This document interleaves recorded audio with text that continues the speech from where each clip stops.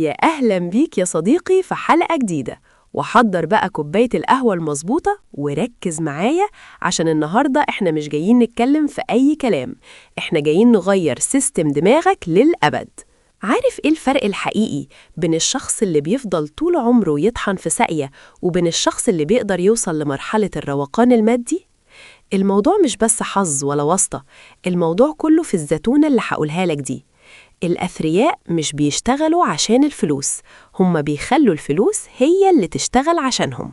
تخيل معايا كده، معظم الناس بتتعلم وتتخرج وتجري تدور على وظيفة. ليه؟ عشان خايفين ما يبقاش معاهم فلوس، وعندهم رغبة يشتروا عربية ويسكنوا في شقة حلوة. فيقوموا يقعوا في فخ الراتب، يفضل يبيع 8 ساعات من يومه كل يوم مقابل مبلغ ثابت، ولو بطل يشتغل الدخل بيقف. ده يا صديقي اسمه سباق الفئران، بتجري في مكانك والوقت بيسرقك.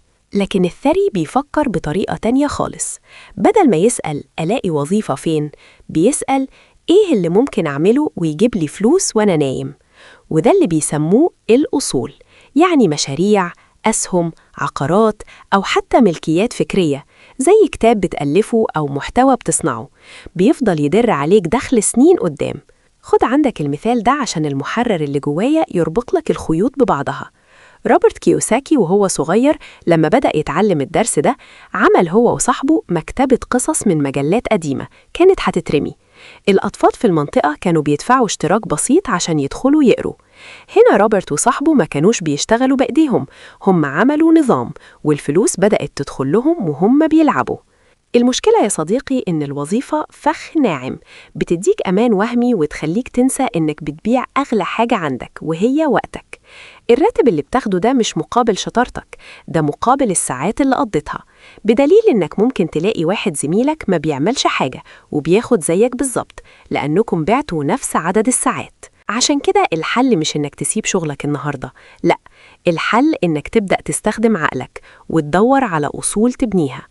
اتعب النهاردة في بناء مشروع أو صناعة محتوى أو استثمار بسيط، عشان بكرة المال هو اللي يعمل من أجلك.